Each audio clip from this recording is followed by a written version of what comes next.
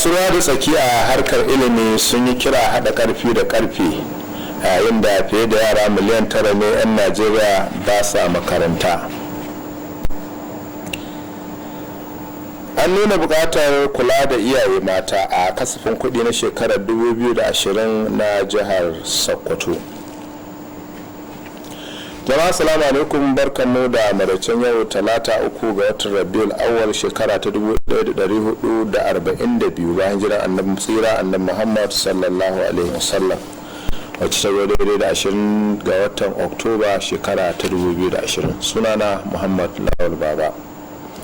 Duk da kokarin masu ruwa da tsaki a harkar ilimi a ƙarƙashin shirin tallafin nan na asusun majalisar ɗinkin duniya, gwamnatin tarayya ta ce a shekarar 2018 fiye da yara miliyan 9 ne ba sa makaranta. An bayyana hakan ne a lokacin kaddamar da shirin a nan Sokoto, wanda karamin ministan ilimi Chukwuemeka Nwajiba ya kaddamar. Ga wakilinmu Dalhatu Abdullahi. Abin da ya sa gwamnatin tarayya ta hito da wannan shirin na besda shine saboda ganin halin ilimi da ya shiga nan yasu a kasar nan. Wannan dai ya sanya yara da ke gararan ba a titina ba tare da zama cikin makarantun ne ba sun haura miliyan 10 a kasar nan, kamar yadda bayanai suka nuna. Domin canza wannan halin, bankin duniya ya samar da rancen kuɗi dalar Amurka miliyan 611 ga gwamnatin tarayya ta yadda za ta daidaita lamuran ilimi musamman na ƙananan yara a ƙasar nan. Jiha 17 ne aka gano suna da wannan matsalar, kuma ta yi kamari a cikinsu.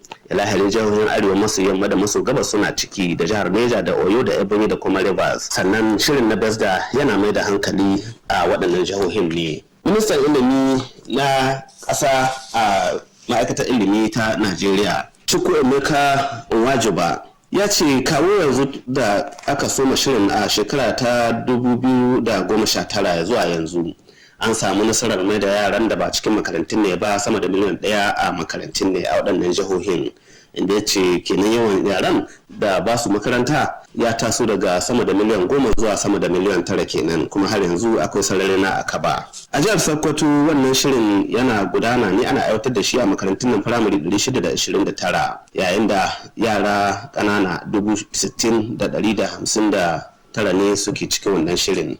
Haka ma an kafa cibiyoyi 1,513 wanda suka hada da makarantun na islamiyya inda ake gudanar da wannan shirin, kuma a ƙarƙashin hakan an sanya yara 75,650 a waɗannan cibiyoyin suna karatu. An horar da jami'an gudanar da waɗannan cibiyoyin tare da samun musu kayan aiki. Gwamna Aminu Yazid Tambol ya ce gwamnatin jihar Sokoto ta tashi tsaye ta rungumi shirin kai da fata da yake tana cikin jihohin da aka yi wa illa wajen bada waɗannan ƙididdigar. Tabbatar da duk yaran da ba makaranta ba sun koma makaranta, ba wai ana nufin a gyara aƙibar su bane ta rayuwarsu kawai, har ma da wato kare 'yancin su kamar da dokar kare 'yancin ƙananan yara ta shekara ta 2003 ta tanada. Daga Sokoto, Dalatu Abdullahi, labaran NTA.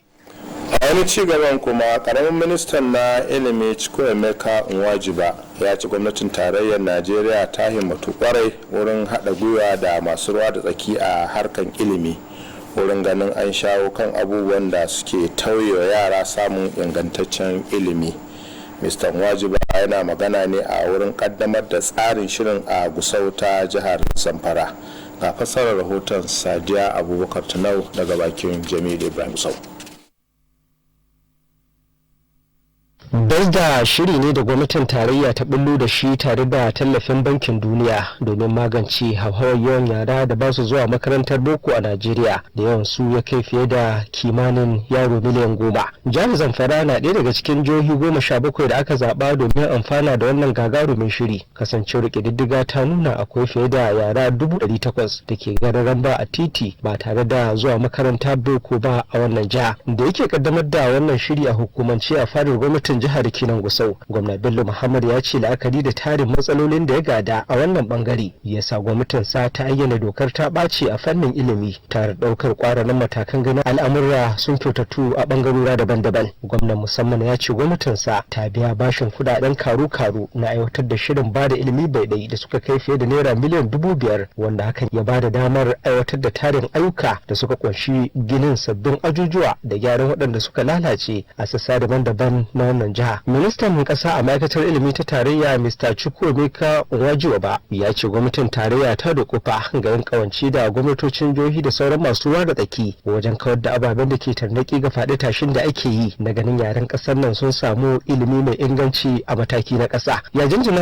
wa gwamna Bello Muhammad bisa abin da ya kira jajircewarsa wajen ceto bangaren ilimin jihar nan daga mawuyacin halin da yake ciki tare da fatar wannan hubbasa za ta dore. Shugaban hukumar bada ilimi bai dai ta ƙasa Dr. Hamid Baboyi wanda wani jami'in hukumar Malam Bala Zakari ya wakilta da babbar jami'ar kula da shirin Bezda ta ƙasa Hajiya Amina Haruna sun yi tsokaci kan yadda aka tsara aiwatar da shirin na Bezda, nasarori da kuma kalubale. Kwamishinan ilimi na jiha Dr. Ibrahim Abdullahi ya ce an da kufa ga wayar da kan daukacin masu ruwa da tsaki ga aiwatar da shirin da manufar samun cikakken goyon baya da haɗin kansu. Tun farko a jawabinsa shugaban hukumar bada ilimi bai ɗaya ta jihar Zamfara Alhaji Abubakar Aliyu Maradun ya ce cikin shekara guda da su aiwatar da shirin na Bezda a wasu ƙananan hukumi 8 na jihar nan fiye da almajirai 34,000 aka yi wa rajista ƙari ga 'ya'yan Fulani da 'yan mata masu tallace-tallace. Yana mai ba da tabbacin cewar nan gaba kaɗan sauran ƙananan hukumi 6 da suka rage su ma za su shiga cikin shirin. An samar da makarantun ne 282 a dukkan local government na guda 8 da muka sa, kowace local government akwai makarantar 35, kuma muna da yara almajirai da suke karɓar karatu na zamani fiye da 38,000. Mun ma wuce tsarin da muka nuna cewa za mu ɗauki 30,000. Wakilin majalisar sarakuna ta jihar Zamfara mai martaba sarkin Fulanin Bungudu Alhaji Hassan Attahiru da wakilin kantomomin ƙananan hukumomi da na UNICEF sun gabatar da sakonnin fata alkhairi a wajen taron, inda suka jaddada goyon bayar haɗin kansu ga samun nasarar aiwatar da wannan shiri na Bezda a jihar Zamfara. Dardamar da wannan shiri na Bezda hukumance fatan daukacin masu ruwa da tsaki ne cewa yawan yaren da ba su zuwa makaranta jihar Zamfara zai ci gaba da raguwa yadda ya kamata nan da 'yan makonni masu zuwa. Daga fadar gwamnatin jihar Zamfara da ke nan Gusau, Jamilu Ibrahim, labarai. Tumadalla, majalisar dokoki ta jihar Sokoto ta amince tare da kira ga gwamnatin jiha ta gina titi mai nisan kilomita 20 a Mamade a can karamar hukumar Gwadabawa zuwa Kojiyo a karamar hukumar Gwarinyo duk a nan jihar Sokoto.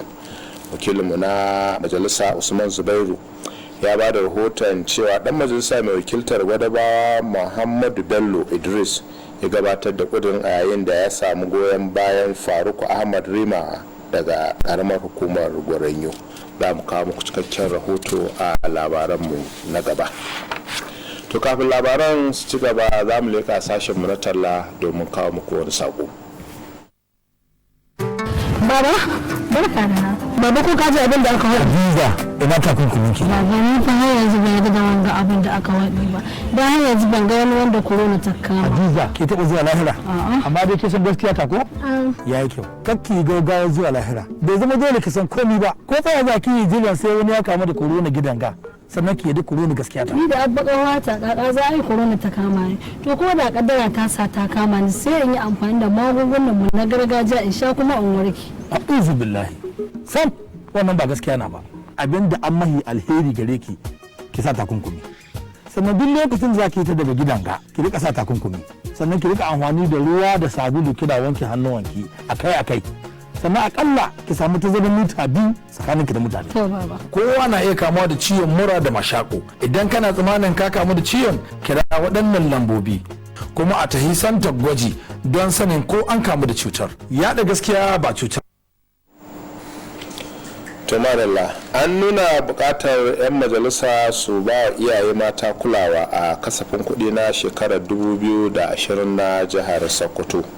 Wata kungiya wanda ba ta gwamnati ba a bisa samun tallafin kasashen turai ta shirya taro ga 'yan majalisar a nan Sokoto. Ga Lawali Salihu Sabon Birni. wannan taro ne dai na haɗi da 'yan majalisar dokoki na jihar Sokoto, haɗi da shugabannin hukumomin gwamnati, masana da ƙungiyoyi masu zaman kansu a jihar Sokoto da suka haɗu domin tattaunawa da horarwa akan shigar da buƙatocin mata da yara a cikin tanadin kasafin kuɗin shekara 2021 a jihar Sokoto. Wannan na da gurin inganta rayuwar mata da yara a cikin al'umma. A cewar waɗanda suka shirya horon, wannan ya kasance ne bisa ga bincike da ƙungiyoyi masu zaman kansu suka gudanar a karkara da ke jihar nan. Makasudin wannan horo ga 'yan majalisu shi ne na su kula kuma su lura bisa ga abin da ya jibinci lamarin mata da yara a cikin kasafin kuɗin 2021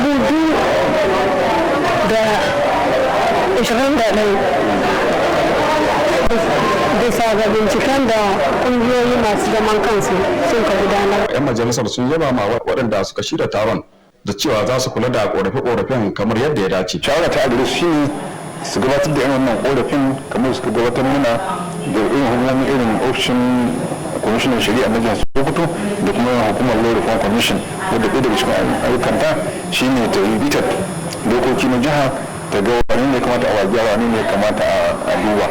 To wannan idan ya zo gaban mu kasancewa da bayani zai taimaka mana wurin gudanar da namu aiki na yin gyara wannan dokokin. An dai gabatar da kasidodi akan buƙatar sa mata da yara a cikin kasafin kuɗi da kuma buƙatocin inganta tanade-tanade a hukumomi a cikin kasafin kuɗi na shekara 2021. Daga Sokoto, Lauli Salo Sayan Birni, labaran NTA. ga watan Oktoba shekara ta 2020 an samu ƙarin sabbin cutar coronavirus ko kuma marar mashaƙo haɗari da 18 a faɗin Najeriya a cewar hukumar daƙile cututtuka masu saurin yaduwa. Jihar Lagos suke da mutanen da suka fi harbuwa da ƙwayar cutar har 51. Jihar Rivers tana biye da 26, kana jihar Imo tana da mutane 12. Sauran jihohin su ne Oshun 8, Plateau 6, birnin tarayya Abuja 5, Kaduna 4, Ogun 3, Edo 2 da jihar Niger tana da mutum 1 rak. Jimillar cutar a faɗin Najeriya 61,558, yayin da mutanen da suka harbu kuma suka sami sauki ana aka sallame su sun kai 56,697. Mutane 1,125 kuma suka riga mu gidan gaskiya. A fagen wasanni kuwa kungiyar kwallon hannu ta Rima da ke nan Sokoto ta samu sabon mai horar da 'yan wasa. Idan kuma muka leka kasashen ƙetare a yau aka fara gasar kwallon kafa ta cin kofin UEFA, wannan ma da wasu rahotannin za mu saurari Nura Ibrahim Gandi. Tsohon mai horar da kungiyar wasar kwallon hannu ta Niger United, Fidelis Obi, a yanzu dai shi ne sabon mai horar da kungiyar wasar kwallon hannu ta Sokoto Rima ta jihar Sokoto. Obi ya saka hannu bisa yarjejeniyar shekara 2 tare kuma da alkawarin ƙara masa albashinsa da kashi 20 bayan wasu shekaru 2. Ya dai gaya ma jaridar ACLS cewa ya aminta da sharuɗa da kuma yarjejeniyar da gwamnatin jihar Sokoto ta gabatar masa, a inda bayyana cewa tuni ma yake tare da wannan ƙungiyar fiye da wata 2 da suka gabata. Ƙungiyar wasar ƙwallon hannun ta jihar Sokoto ta kuma sauya 'yan wasa da suka hada da Muhammad Anas, wanda aka bayyana da cewa shine ɗan wasar ƙwallon hannu da fi kowa sauri a Najeriya, da Emeka Emmanuel, da Bashir Muhammad, da Alimo Dubbo, da Buhari Usman, da Joseph Igukore, da Suleiman Usman, da kuma Alfa Muhammad. Idan muka tsallaka kasashen Turai kuwa, a satin nan ne za a fara wasannin cin kofin zakarun nahiyar Turai na shekara ta 2020 da 2021, a inda a maricin yau za a kara wasu wasannin. An da jinkirta fara wannan wasannin na cin kofin zakarun nahiyar Turai na wannan kakarar saboda samun matsala da aka yi, inda aka tsayauta wasannin kakar da ta gabata saboda matsalar cutar corona. Bayan mu da mai rike da kambun wannan gasar na fatan sake kare wannan kambun nata, inda za ta fuskanci kalubale daga kungiyoyin kasar Sifaniya wanda su ma ke fatan sake ci gaba da lashe wannan kofukan. Wasu daga cikin wasannin da za a kara a maricin yau sun hada da wasan da za a kara tsakanin Chelsea da Sevilla, sai Rennes da Krasnodar, sai Lazio da Dortmund, sai kuma wadda za a kara tsakanin Barcelona da Ferencvaros, sai PSG da Man United, sai kuma wadda za a buga tsakanin Dynamo Kiev da Juventus. Daga Sokoto, Nura Ibrahim Gandi, labaran NTA. to jama'a ƙarshen labaran namu kenan, sai dai za ku ya aiko mana da shawari domin inganta ayyukanmu a kullum. Sannan ku sani marar mashaƙo gaskiya ce, ku nan sanci zama a cinkushe, ku wanke hannunku akai ko da yaushe, ku rika rufe hanci idan za ku yi atishawa da tari. Wannan sako ne daga hukumar gidan talabijin ta Nta Sokoto. Ƙarshen labaran kenan, Allah ya ba da yarsa.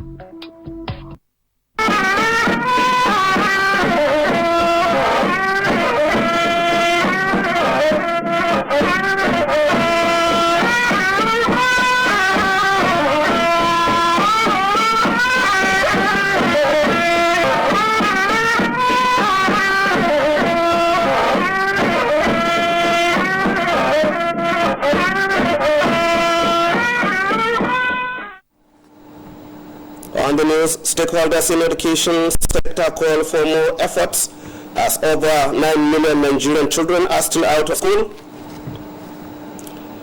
Development partners call for more attention to girls and women in the 2021 Sokoto budget. Good evening and welcome to Nta Sokoto News. Today is the third day of Rabiul Awwal, 1442 years after the Hijrah, equivalent to 20th October 2020. I'm Alhatu Abdullahi Safi Al-Magoli. Despite the efforts of the stakeholders in the education sector under the Better Education Service Delivery for All initiative by the federal government in the 2018, over 9 million Nigerian children are still out of school. This came to the fore at the launching of the BESDA program implementation in Sokoto State by the Minister of State for Education, Chukwuemeka Nwajaba. The report. The federal government was moved to initiate the Better Education Service Delivery for All by the poor education system in the country, characterized by high illiteracy level, infrastructural decay, and inadequate funding, among others. This, according to records, had resulted in having over 10 million out-of-school children roaming the streets, putting Nigeria with highest number of such children in sub-Saharan Africa.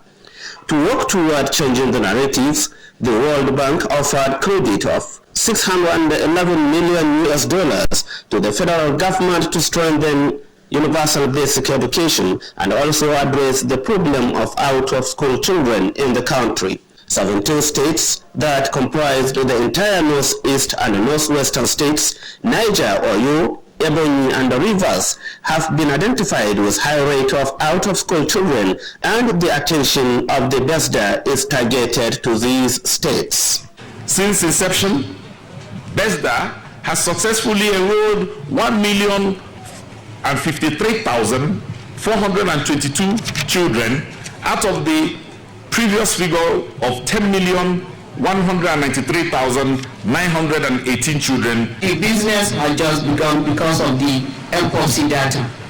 The data that the MPOC collected determines how many children each of the 17 states were able to bring to school. In Sokoto State, the BESDA literacy program is being implemented in 629 primary schools with 60,159 participating pupils. 1,513 learning centers have been established with 75,650 out-of-school children being enrolled with trained facilitators and necessary learning materials made available to them. The state BESDA team focuses on 8 local government areas, considering that other development partners are already supporting some selected local government areas in that direction. Ensuring that all out-of-school children are back in schools will not only guarantee their future, but also ensure that their rights are protected as enshrined in the Child's Rights Act of 2003. Similarly, the Minister of State for Education, Chukwuemeka Nwajuba, says the federal government is committed to strengthening partnership with relevant stakeholders to address factors that deny Nigerian children access to quality education. Mr. Nwajuba was speaking at the official flag-off of the Better Education Service Delivery Project in Zamfara State. Sadia Abubakar Tunau has more. Zamfara is one of the 17 states of the Federation selected to benefit from the federal government Better Education Service Delivery for All, BESDA, which is aimed at addressing the high rate of out-of-school children in the country. It is estimated that there are more than 800,000 out-of-school children in Zamfara state, a substantial percentage of which is expected to be taken care of by the project. The Minister of State for Education was in Zamfara state to officially flag off the effective implementation of the program. The objective of this program is to increase the equitable access for out-of-school children, improve literacy, and strengthen accountability for results at the basic education level in all our focus states. We believe providing access to educational opportunities to the out-of-school children and other targeted population will help in spreading good values such as sanctity of life. We will therefore do all we can to ensure the success of the program.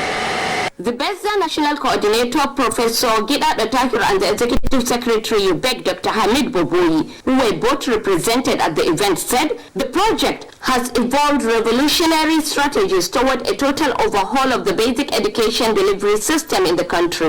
More than 38,000 Almajiri have been so far registered under the program in some 8 local government areas of the state, in addition to Fulani children attending nomadic schools under the project. There were goodwill messages from representatives of some other critical stakeholders at the event. In Gusau, Sadia Abubakar Tunau, NTA News. Sokoto State House of Assembly have today adopted a resolution to call on the Sokoto State government on the need to construct 20-kilometer road from Mamande in Godaba local government to Kojo in Goronyo local government area. Details will come your way in our subsequent bulletin.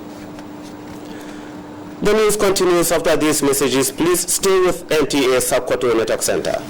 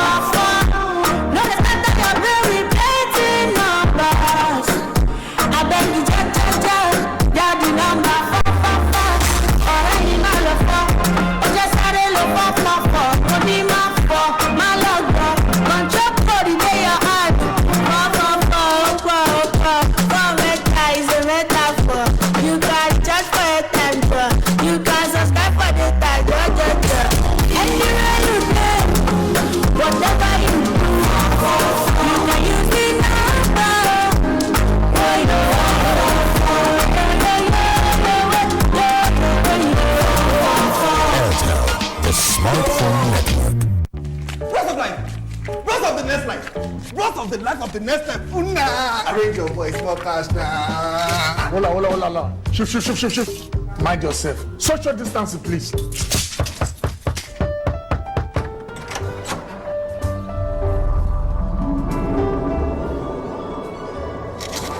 We observe social distance in this house.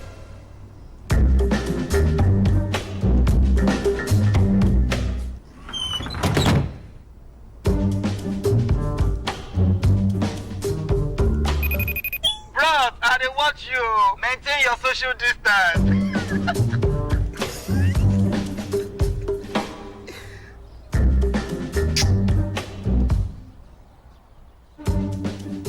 Do what you've never done before. Find your first with the best data deals in town. Dial *777#. Glow. The need for parliamentarians to give more attention to girls and women in the 2021 Sokoto State Budget is the focus of sensitization organized by Spotlight Initiative in collaboration with development partners. Lawali Salihu Bako Sabon Bernungo has the details. This is a gathering of parliamentarians, head of ministries, parastatals, academia, non-governmental organizations, and civil society who converge to dialogue on gender inclusion in the 2021 budget. This is with a view to bettering the lives of women, girls, and children in the society. The idea is informed by findings of civil society organizations on gender-based neglect at the grassroots in the state. At the grassroots, at the communities, at the state level, with respect to, gender empowerment, when it comes to women and girls, when it comes to access to justice, when it comes to sexual and reproductive health rights, there are no policies that back these people. Parliamentarians commended the organizers, assuring to look into the play with sense of responsibilities. These issues, as they are being presented here, maybe it is only trying to draw our attention, maybe to try to sit to us to analyze the budget and see what provision have been made for this category of citizens, women and children, and what percentage of it maybe have been provided again for the other segment of the citizens. There were paper presentations on gender-responsive budgeting and line ministries' activity improvement for consideration in the 2021 budget allocation. In Sokoto, Lorisalo Saimberni, NT News. 118 cases of COVID-19 have been confirmed in Nigeria. Lagos State has the highest number with 51 cases, Rivers 26, Imo 12, others are Osun 8, Plateau 6, FCT Abuja 5, Kaduna 4, Ogun 3, Edo 2, and Niger State has 1 case. Now, total cases of COVID-19 in Nigeria stands at 61,558, with 56,697 discharged, while 1,125 deaths have been recorded across the country. And now on sports.